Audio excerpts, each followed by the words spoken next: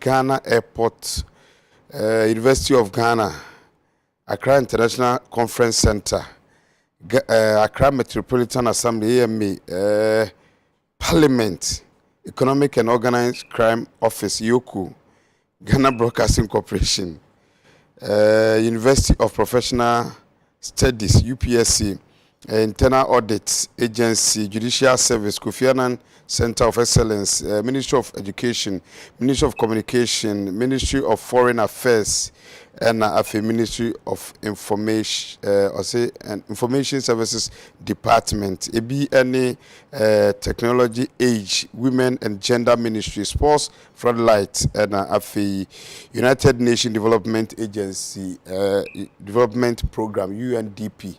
How much is a new queen in Adeka? I shall cast a combo bar, let us say, a bimu P. Pan, and as my transit beside say, a ban saying, and I cannot to me a cosa, and Cranich will say, if Mukrano meet a bro back on your day, I just say, Nina, or cooking can swan a canoe, much as say, or Mamma, I cop him a year, a proposition that to do back, and I said, no, Mamma Mitua, or Mati Tax Force be a more a year. Na omajeje sesike na Mrs. Ishan upon ono ene kasa edema Accra East ena ochese bebia de adunu de wantua ibetwam esanse eka no eya amene mu ena mpedifo amene mu etwetwe nkomo ye owura Mahama ono efi NDC asoye on kasama amanyeko no okan obi sanso ena awa Mohammed ono so PR ma wayi sanso ena MPP amanyeko no so kasa ede ema omo pedifo na nanyumre me no twetwe nkomo ne ahwe ka ne ho nsam ye ka ne pin anase abanjument yenya manenka ebuzafo mmadwom makwaba ye ne ya bokọ de ebo mabaso so se de nsu ni ya mafuma aba no aya de pa mu wini MP so asia na mo fan sebo mo constituency no amen se ba se bu ko jina ne to ma mo constituency so mo fa sa opepe ya nso mo constituency sanse nsu na no odin from e fa ne ade ya motiti ne ade no ya se dia de onyake to obema ono ono onyake se obema nti ne kitu emu mpo na ye yire ye hu afa nsu ni ma ba ne kire wo se yenya ne kase mu a ye be ye de sensa anye lumba nwum no so a odo fufuro de ye o enyesa so elisa de from okay mo me hwe awa eja sabri una awa ban mu ECG for chese e ka ho ministries bebre wo mo chese ka no bobodi na chese e kwadi mu pa e bidika to the tune of 8 million Ghana cedis asemwe ECG ene emfa soboro mo no ana se sa nwuma ku akese ya aban nwuma no ene emfa soboro mo yo minua medase ma menchia yahwefo nyina na menchia menua no na menka se medase pa for this opportunity yes meka se ye system no sene yetie no na ama bibise etimi aba esanse meka se edru emrebi na president out so former president Mills epaw ye Anas Arimia or Anas that time no na losses ECG no more record more than 30% in losses alone omo ko je atowia omo ton a be 30% de ni nyina shigu be 36% or so or power Anas Arimia or Anas emani ye nhwehwemu emani the figures yi by big hotels or omayemo universities in Nekeka Hua or intia no. It will say Edru baby there was a policy in this country say state agency bia intia light bill. Okay, say na omuntia light bills in Nekeka Hua. Intia can say state agency bia intia light bill. Inti me say eno na ama bebre spill over no edaso ewo ho. But ade ba kwa ewom ene say I think say the right thing to do, especially ECG, I can say they are coming up. Accra is for a task force no matter. Exactly, say they are coming up on this. And you are default. No, I said time I'm buy big hotels in this country. I'm private hotels. They car 1,600,000 and in a keka home.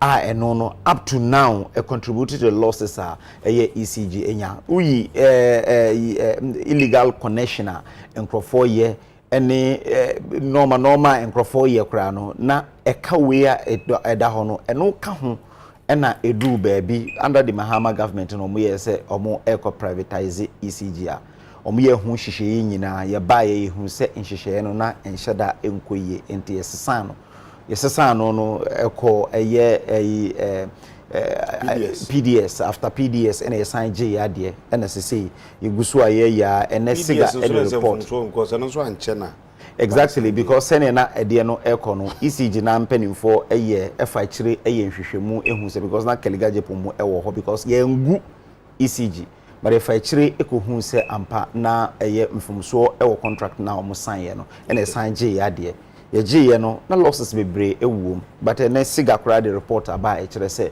ECG move to profit making na omo eye profit into we no recovery ebeboa esanse wo hwe the report no kura omo say recovery na omo hwe se omo be recovery eno ye debt a omo be gigi ne keka ho no be 10% but this year omo timi eye be 14% enti Accra West for a starting me gidi se e was be bia ECG wo bia no omo take that initiative no na omo nko omanim na omo nko gigi because say aban spend a lot of money nansen ene Accra East. Yes, Accra East for no. Nansen ena president ekobie the way Pokwase bulk supply plant no.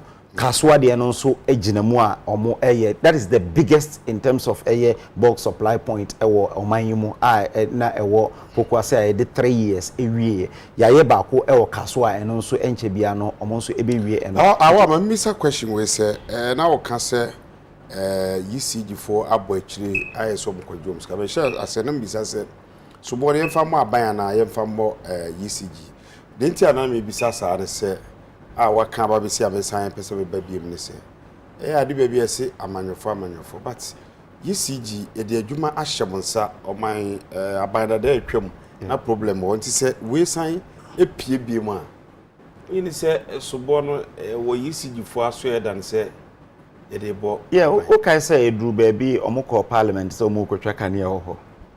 But say fata say mrano mo kwan. Yes, na mrano e ma omokwan but na the amanyosem e wo man mu. Eno nti na ama the proponents of privatization of ECG very important and the most efficient oil marketing company Yerania the biggest Goil because there is a private involvement. And you say you say anka ye ne privatization na anka bia ye retaining some part of it. Business person say na wudu usika kwhemu a e kada ho a you make sure say ye beji ni nyina but they 100% Ghanaian. Into omukwa obitimi kura from omukachro mo say there be e ho de menko ho. You remember say parliament were even threatening them. Said they shouldn't even come to parliament to even switch off their lights and say omo eyenenye. So see afanuni nyina no media to me say obisa me ameka say if yama private involvement eba ECG na 100% Ghanaian owner ema efficiency ekakra ebam because private person dey nisika wuramu a onhwe se obi ebetena se a onye adwuma obetimi agiska bebre na wasan record losses bebre. Benchmark losses in around 18 to 20%, and they are doing around 24%. Ninyina we recovery amuntimi and recover any transmission losses. Abai yes and a transmission losses no. Ibetimi ninyina to barest minimum. But say officers now more ECG no enko manim enko ja we and make say a bold step by the ECG say omo astarte say omo even name these institutions say catch omo say these institutions a kai da ho ni ASA mo betria within this time e betimi abeye this alone because say private institutions ka ho a omo name no ebeko into disrepute ne ne keka ho nti ebema omo abomodin battler lines be exactly. Bueno, Enchebiano, you see them running. You remember in 2014 when it was 2012 or 2013 when Anas Harmiao Anas did that report.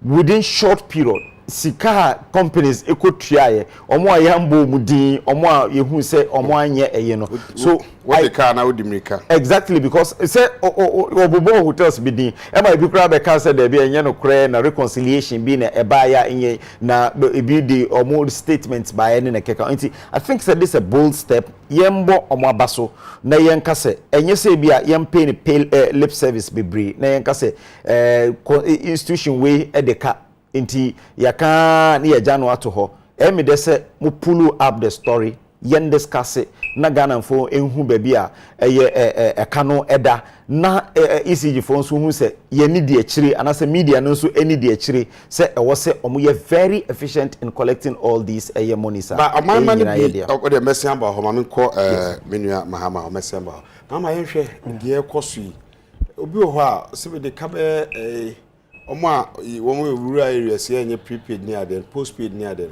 de ka be bia 100 series ni aba betwam utiti says ke bo ni ade a ECG any current aban no omo ya aboa so bi ho ha de kaka krab ni akotwa ni light no da sum iska titi anu so de enya de ketwa so de free minia amemfa we feed case we so na menchia wahwefo ni na menim se bebre nyamre omo ehwe yenimbre we ebi nso mi omo ni ehwe wo Facebook mo social media handle because nana do danko akufado age Ghana for light me ba na from Kaswa ebesi barrier eba wija we do ha no mo edu ma hanso light intino nyakopon chira won so ma I resort to mo social media handle omo ehwe but e so mo yehun se dum so na aba na se nye dum so na yehun se the other plan towards it say lines bi no mo yeni from Achimota to Malam Junction lines bi no mo enu kwa me ba me kan ye but mo say it will affect the light. I just read it. I have the communique. Almost general yes. Doom sonna it will affect but some lines in there. No, they have been specific. I have the communique. I can give it to you. Don't worry. You see, the issue you say so be at the buying a car and I will be the ECG car. Mean to the hand customer nipa no own tia. Amra ma ECG coin say okoja ankro light ni no. Some are also the same ECG coin say you may could be the car on some query. Uncle Tran the canny man, Uncle G. But the problem is that baby as he can but in the one. A yana ECG, Ebuni near day, Eguso. Because most of them are government institutions. Okay. Baby, we are boy, one baby bring Pomikita baby. And most of them, yes, Ministry of Communication waha. Internal Audit Service waha, Yoko waha, National Information Technology waha, UNDPS. So you see, women had and most of them are buying a so for and edeka. Into question we baby sana say, when there say she Emma abaya so no, and saka sika, SSN saka. Na as part of the budget no, the other be call akoko tua enyinam kane abo no, wetimi dia eden akako tua. Because a part of our budget. The amount better office equipment, the amount better machines, the amount better running office, and the amount better you can in so boka. In I buy na so but I said, when you sure say timelines and now there, but when you sure say years back no, a suban be said ye 9 day abandon you maintain be a kay over community be a spread over bare 4 5 years 6 years 7 years 8 years. If you have a cough, be a cough far back as be 10 years no into a bit. Yes, but only as I saw mama you how far echo said the opposite chairs but anyhow eteno e ya ban bia so de say science institution is eshenase anameboa and aban so ye continuous aban enyina ho ntina ye to aban yi aban foforo a what is so until midnight of 7 January ye yi fi so na de obi aye den esi so nta amanbo no eyentuaso I get me nta ya ban so say we make sure say new institutions now omodo mo budget ba na ye gina so de ko kan budget of parliament no they be release those budgets allocation aye den ama won no mo tina disburse dia call the respective institutions and now me look say the information may have available from a documentation released for 2020 statement ownership report are indicating all government institutions a car omodi asset 2020 ECG edika 15 billion Ghana cedis nti anya de kitu o nti me sure say enumpo na abu won pusan ah mo ye de o mo ye because a car ewo ECG enen anya kaketwa because via radio moka I hope you are aware nti ni na aka ho but the end product say na be say o ti ase ne say hwe ni na ye di sika ene ye di betua nti ase mo bi betena TV ni so na hwe ye bisa ne say na sika no we he on your shows of ministries no pressure ni omuso nti ebu ho a abaya ne budget enye say dormant say ebi makra escan bi ba no dey akoya adwuma for because nkane and the they are bind there ebeba. So supervisory role na aban wo e won a respective institution so no. Hwan mu na say I remember say first na was senior minister. No you responsible for all ministers. So you aware. On the senior minister no share all the ministers so. Nti na so no make sure say o supervise ministers. Man say mfan say you say we minister. Na what ministry be ano say we na minister or no director so wa. E o say take senior minister be why say enyam nkane ano. Ene de bo man ho branti say ama o sika kotu answer. You see me person me draw line bi ma o. Okay. Senior minister I will supervisory role I will respective ministers so. Okay. And our respective ministers also will supervisory role over our directors and the entire ministry. Until omo na so mo hwe say allocation ne ba. What the be the SF at even granted impo say abind the allocation na den akọ. And our ministries no think separation ni omo sunti no. They want to redirect the funds. And abind na so the SF so ka kire won say no. Say na ba out no. Say what they can. So what will you tell the government? Say what they about back media ABC. If that is the case, Omomaye will say yes, government has released the money, but they acquire the for. But in this case, and I'm sure say, Sikano na enko, the money isn't going. And Abani so to me, no say, Sika eni ho. Then na yeni way and you open secret to be or show me be any. Aban way nya skasi aban biya since independence. Aban way abobushna si aban biya. This government is running with 3 oil fields. Previous government running with only 1 oil field. This is in abundance. The issue is about mismanagement. How do we put blame on the seat of government? Say agencies be I reluctant don't know much maybe no far a besian and a on the other. Okay. You see, a phone. The reason why a phone is say, Minya Bema, why not appointed ECG? Why not ECG boss? The boss there has been appointed by a government. So be a sector minister na be our push on as Amasani. We push you on to do what? Of energy. But I can say, we share all the government institutions, Gridco, VRE, Cocoa Board, Ghana Water. And your company na appointed and call for echo. Okay. So munko ye juma so that obetimi after fulfilling the manifesto promises. They said they are there to work for the government. Me no ka say na match ECG. As at 2016, now car no mo dey 6 billion and no mo dey 15 billion. It is I say CEO and as a director no work. I know for a fact and I say yes. Material a report to 2020 state ownership report. Mr. Nyama producer. Then you go to all government institutions report on them. 2020 yes. Okay. Into report nini.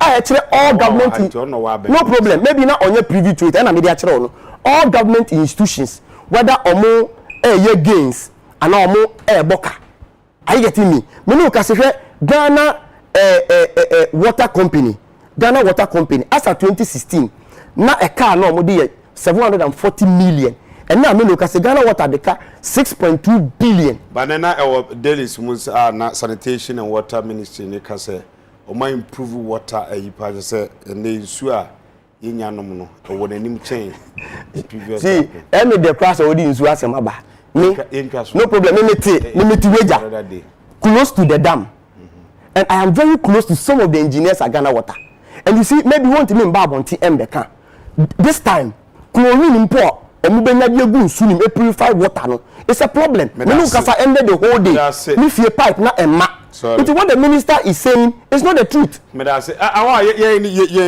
ebi si ebi ene kwara me nua ya akona mai ka say ebi nso start here allege say ye na ECG amanfo do ka do manfo bi ho aso china ne nansa esisa de a ye mfa ma private agency na say ye mfa nko ankra adwuma o se na be ya e mana yi de piepie na kakra nim ye kote say ye privatize ECG a ebe ye wanwa ebe ye ode ana ebe ye se eno sa beba yo me da say oti bin sema me kan ya even in the initial comments me can say one of the reasons in Tiama successive governments I can say let's involve some privatization yenye privatization former baba we try ba kwanye yi there be enya ban we na try ye be two blueprints no wo ho a kire say anka ye de bema private company na wadi 80% na 20% aye Ghana na yetimi aye your friends say ama omo for 25 years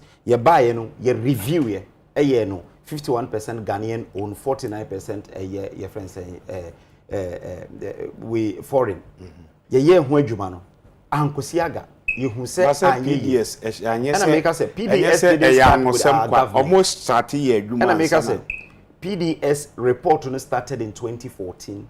The selection of Meralco was not done by this government. You buy no my selection. So we only implemented it. Yes. Wow, kasa say muhu sem from so. Yes. But you went to my PDS actually GC cancer na you do baby moji from. Yes. There be na e push him. Yeah, beje no.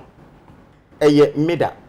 Ye kwaji bisia from Millennium Development Authority. Okay. Ye ji bisia na omu yes on be my grant, but ye privatizing ECG. They started the process in 2014. 5 companies submitted bid. 5 now submitted almost shortlisted to 2. Be extra court because a Chinese company. Almost ye almost free mo. Ye buy na almost we bibia na akase implementation process. And on to be and I can say the ebit me say ye be review from 25 years to 5 years. Na ya hwe adwuma o be ye ansa na etimi aye. Ye start ye no ye hu se problem wo ho. The Millennium Development Authority led by America can say ene omo mpini me ye ntwam. President Akufo-Addo dared them and cancelled the PDS deal. NSSA ECG is moving into profits because report now already you know it said they made a profit of 131 million this year. Yes, the same report. No, ECG made a profit. Telegraphic. No, they made a profit of 131 million this year in the same report. So say omu move from debt into making profit and which say yeah. But we say Ghana Water. Ghana Water is not set up to make profit. Baby anyway, we are saying baby anyway. Because of what they two mono. Ghana Water is not meant to make substantive profit the profit for them and say obubema ensure adult na ko baby any time no so yes ade ba kwa me gidi say e wo say nyina ye ya advocate say ECG and say unim said there was a policy even in 2018 you can say ECG enko na omunko install prepaid meters in all these state institutions except Office of the President, Ministry of Health, Ministry of Defense, and Ministry of Interior. But what is ECG doing? Who watches the watchman? And then America said, this is something that we will have to pick it up. The Ministry of the Ministry of Energy will have to pick it up. Sanka, a Canada ho, na ye prepaid and then so we feel prepaid. Yeah. A son and one no, one ko to Emma. So eno beboa ama at least yetimi akatika to we nyina ama obia be ochena bi omo beka se we di kase because se wo di prepaid be boom. Nurses kanokra no udi akire na oje ne kakran kakra me ji say betimi aboa that should be the way forward okay. Because ya anya ne saa de a definitely I was a private e be take over but say ne eko ide say the prepaid ekotare ho a eno kire say hoto a esa na nasa it now akoto foforo say ne be ya o betimi aye efficient. Muhammad, the same question yemfa man krankra ana say yen hye ni pabi no munye o madwuma minia for me si e de bema akrankra na e bema contract ni mu ada ho fine na Ghana ni bia enya so emfa so a me problem with that. And you see me ya say me nua pese or dodge the issues. PDS asem there was a local content in PDS. Yes, we introduced that. And you see, yours was 20%. Oh, please, in one breath, say, na ya BBA na mobile. There's no way you could change anything. But the local content, no, yes, a problem. Ni ba ya, the minister then, eka say there was fraud in the please, let me go. Miracle and a submitting a supervisor Miracle. And also there is fraud. Also there is fraud in the contract. And we all know say fraud vitiates contract. Please, before we between na PDS ajeje 1.5 billion Ghana cedi tariff. If you mean wo ho. So na me no ka say Aban went to me ma. What is the opposition doing? Oh please, what the opposition doing? Look at what you are saying. Your man responsibility. Say supervisor. Please.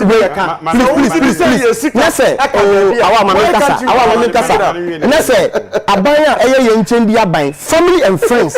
Ana mu twa mo ho. Pesa mo tam Ghana ECG. Edi ma mo ho. Nese 1.5 billion amagigi. For the past 3 or 2 years now, me say go and check. Go check why. If you don't know, say you don't know. We check from Before under cancel deal, no.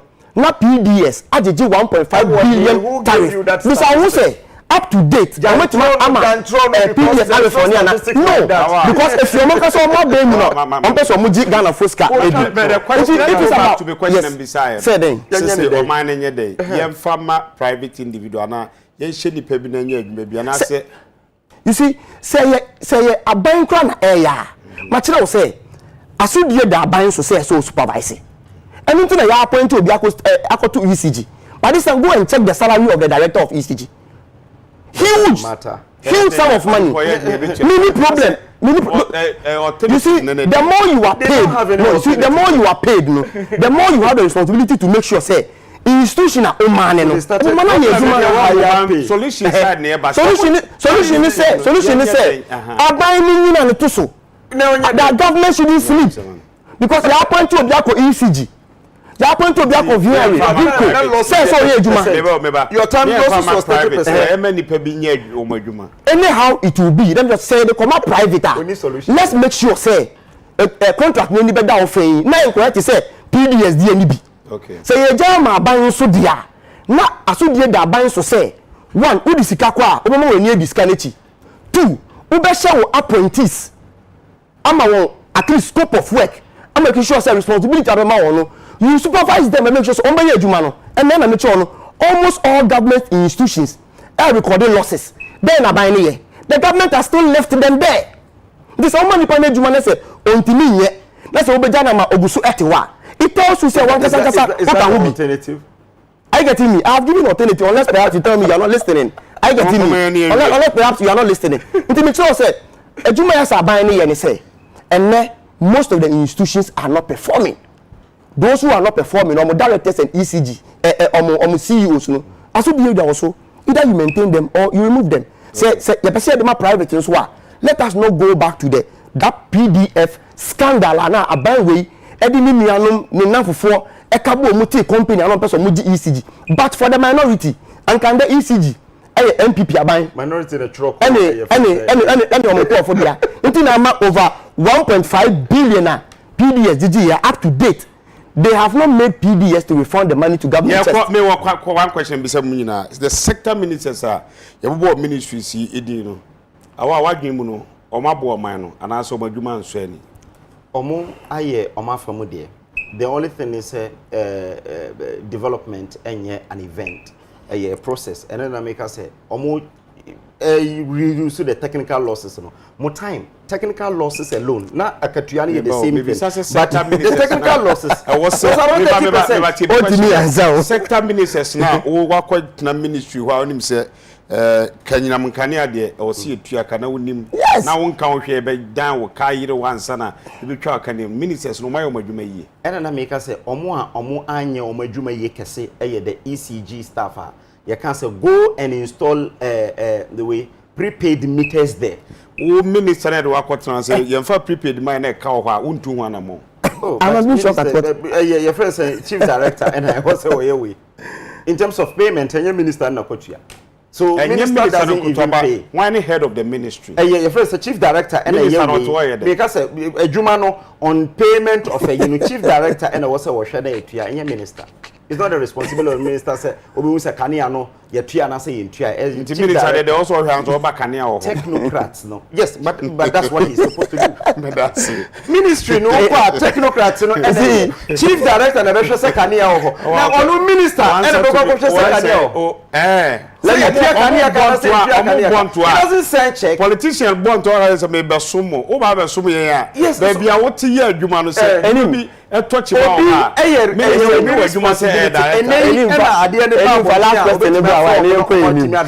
So that's the same question. No problem. Sector ministers from one board mine. For me, MPP sector ministers, efili Ghana for me count mom light me see me no me dey say one kasa no answer awa de ma o sere as a minister ya de work asoe se kwele kwhwe na asoe no entumpon una make sure say the technocrat will work and I want to obey report. I can report. Please, that's what I'm saying. When you are going is not the best. I'm telling you. Then I'm now tell.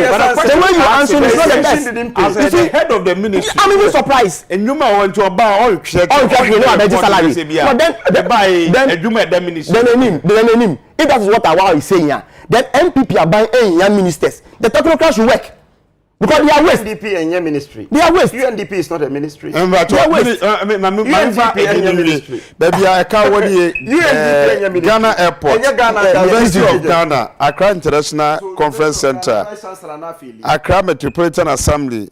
Badla Lines. Parliament. Economic and Organized Crime Office. YOKO. Ghana Broadcasting Corporation. University of Professional Studies. Internal Audit Agency, Judicial Service, Kofi Annan Center, Ministry of Education, Ministry of Communication, Ministry of Foreign Affairs and Information Services Department, and Ministry of Gender, and Sports Stadium Front Lights. Minister, back in Brazil because that was part of government. And then I was Parliament. Every budget now by the release budget and every Parliament. If you want to release what will Babin do? You can't for behind. No, see, let me end with this. Head of Parliament. There are people who are in charge. There are people, but maybe I know when you are doing this. Who was on catch him as a minister, ministry. Director on check BB and answer on check minister and we na bano the minister we are because you can say Ministry of Energy avoid you yes and the minister and the sector and the minister yes because on that I had a minimum see yeah Mahama any awase na ma show mun kran say chiriwa no mugusu amu ebre no so no muku odwan de ba ba wi bia bo mo yeda kiri nyina ase despite me de nyame yadom na adom bi dum ya de obi ebre me dem nua ba obi ya so ase so kam na de news ebre mo ani ma do ni nyame yadom na adom bi dum ya ye wona chi